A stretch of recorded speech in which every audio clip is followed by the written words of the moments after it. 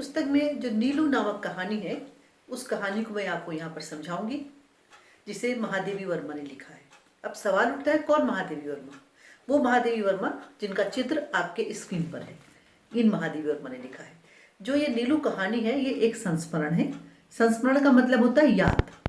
महादेवी ने बहुत से पशु पक्षी पाले और समय असमय उन्हें विदा भी करना पड़ा, लेकिन सब उनके यादों में हैं। जब तक वो जीवित रही, उन्हें याद करती रही और उनके बारे में ऐसे लिखा कि लगता था जैसे हम भी उनको देख रहे हैं।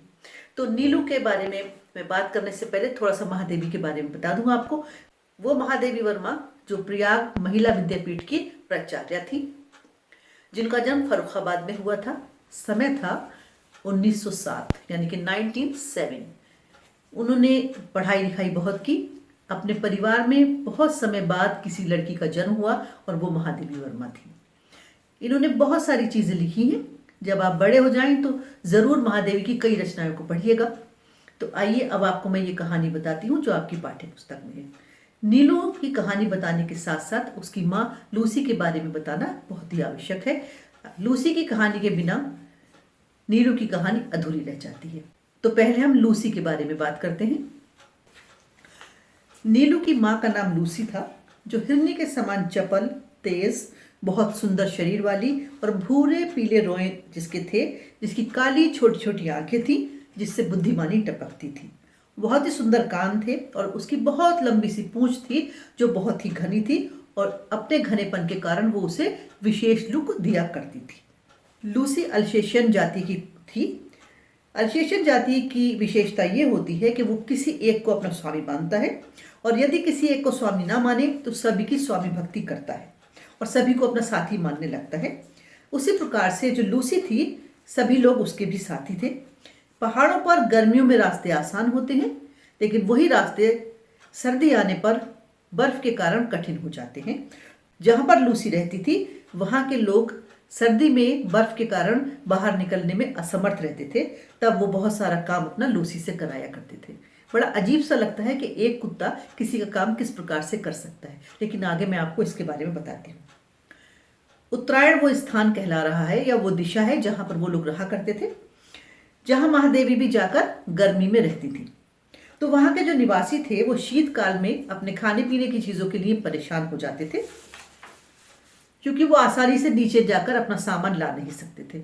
तो उन्होंने उसके लिए एक तरकीब निकाली। उन्होंने उसके लिए एक कोशिश कर ली, या कहना चाहिए एक तरीका निकाल लिया कि वो अपने सामान की लिस्ट बनाते। लिस्ट बनाने के बाद लूसी के गले में वो लिस्ट और पैसे किसी कपड़े में या किसी पोटली में बांधकर लटका देते और जैसे ही वो लटकाते, लूसी फौरन दौड़ जाती, दुकान पर जाती, दुकानदार खोलता, सामान देता और वो हिरनी की तरह लौटकर घर आ जाती। लूसी के इस आदत के कारण लोगों को भूलने की बीमारी जैसे अधिक हो गई, इसलिए उसे कभी कभी 5-6 चक्कर भी दुकान के लगाने पड़ते थे। लेकिन किसी ना नुकर के बिना, किसी मना करने के बिना वो हर बार वैसे ही दौड़ जाती थी। ऐसे ही वो दौड़कर कभी उस दुकान पर गई और उस दुकान पर उसकी मुलाकात एक भूटिया कुत्ते से हुई। दोनों की दोस्ती हो गई और परिणाम स्वरूप लूसी ने 2 बच्चों को जन्म दिया। एक बच्चा तो कमजोरी के कारण मर गया और दूसरा बच्चा बचा रहा। 4-5 दिन का बच्चा हुआ। उसने अभी आंखें खोली ही थी कि लूसी ने फिर से सामान लाना शुरू कर दिया। वो फिर जाने आने लगी, लेकिन एक दिन वो घर से ऐसी गई कि फिर लौट कर नहीं आई। बहुत उसकी प्रतीक्षा होती रही। जब वो नहीं लौटी तब अगले दिन सुबह देखा कि खून के धब्बे बर्फ पर नजर आए। अंदाजा लगा लिया गया कि लूसी अब संसार में नहीं रही है। लूसी का संसार से जाने का कारण भी ये था कि तेज सर्दी पड़ने पर जो लकड़बग्गे हैं वो थोड़ा सा नीचे की तरफ आ जाते हैं और जो कुत्ता है वो उनका प्रिय खाद्य पदार्थ है और इसी कारण लूसी उनका आहार बन गई थी। दूसरा बच्चा बचा था, वो उसका नाम नीलू रख दिया गया। उसे ये नहीं पता था कि उसकी माँ इस संसार में नहीं है। वो उसको पाउडर का दूध बनाकर पिलाया गया, उसे रजाई में छिपा कर लिटाया गया, ऊन की डलिया में उसे रख दिया गया। तो अपने सुंदर रोए के कारण वो भी ऊन का एक गोला जैसा ही नजर आने लगी। महादेवी वर्मा जब पहाड़ से प्रयाग लौटकर आईं तो उन्हें नीलू को अपने साथ लाना पड़ा। महादेवी ने अनेक कुत्ते देखे, लेकिन नीलू जैसा कोई दूसरा नहीं देखा। उसका प्रिय खाना अगर उसे फेंक कर दिया जाता तो वो उसकी तरफ देखता भी नहीं था और खाना तो दूर की बात है, अगर उसको झिड़क दिया जाता तो वो छिप कर बैठ जाता और बहुत ही मनाने पर बाहर निकल पाता था। कुत्ते भाषा नहीं बल्कि ध्वनि को पहचाना करते हैं। नीलू जब कहीं घूम रहा होता और कोई देखने वाला पहचानने वाला उससे ये कह देता कि नीलू, गुरुजी तुम्हें ढूंढ रही हैं, ये सुनते ही वो दौड़ा दौड़ा आता और चार दीवारी छलांग कर महादेवी के सामने आकर खड़ा हो जाता। वो इस प्रतीक्षा करता कि गुरुजी उससे कुछ कहें। भूटिया कुत्ते हिंसक और क्रोधी होते हैं, लेकिन उसके भीतर ऐसा कोई भी चिन्ह नहीं था। कभी किसी पशु पक्षी को उसने हानि नहीं पहुंचाई। महादेवी के घर रोशनदान में गौरैये घोंसला रख लेती और उनके बच्चे वहां पर अक्सर हुआ करते थे। यदि कोई बच्चा नीचे गिर जाता तो नीलू उसकी रखवाली करता और कभी कभी छोटे बच्चे को मुंह में दबाकर तब तक खड़ा रहता जब तक कोई उसके घोंसले में उसे न रख देता। सवेरे जब महादेवी खरगोश आदि को दाना डालने जाती तो वो उनके साथ साथ जाता और पक्षियों का निरीक्षण करता रहता, मानो उनकी गिनती कर रहा हो। वो रात रात भर पक्षियों का पहरा देता, उनकी रखवाली करता। एक दिन एक खरगोश ने एक बिल खोद लिया और वो पास वाले लॉन में निकल गया। नीलू को जाने कैसे पता चल गया कि उसने ये हरकत की है। एक जो बाहर निकल गया उसे जंगली बिल्लों ने परेशान कर दिया।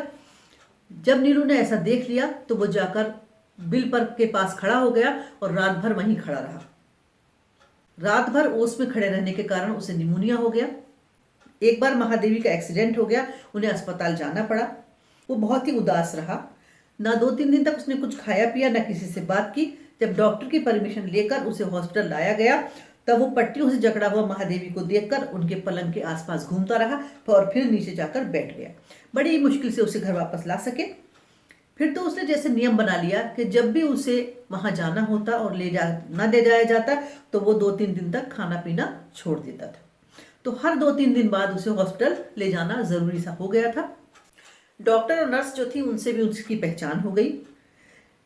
महादेवी के यहाँ बहुत से पशु पक्षी थे। कजली और बादल नाम के 2 कुत्ते और भी थे। कजली और बादल दोनों की बहुत ही दोस्ती थी, लेकिन नीलू को कजली का साथ अच्छा लगता था।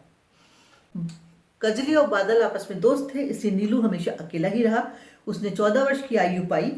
महादेवी ने अनेक पशु पक्षी पाले, लेकिन किसी की नाराजगी की उन्हें चिंता हो, नीलू के अलावा ऐसा कोई दूसरा नहीं था। तो बच्चों, ये एक सिंपल सी कहानी है नीलू और लूसी की, जिसको आपकी पाठ्यपुस्तक में नीलू शीर्षक से दिया गया है। इसी प्रकार से महादेवी ने सोना, गौरा, गिल्लू, बहुत सारे पशु पक्षियों पर लिखा है। कभी समय मिले, लाइब्रेरी जाएं तो कोई निकालकर जरूर ढूंढकर पढ़ लीजिएगा। Thank you.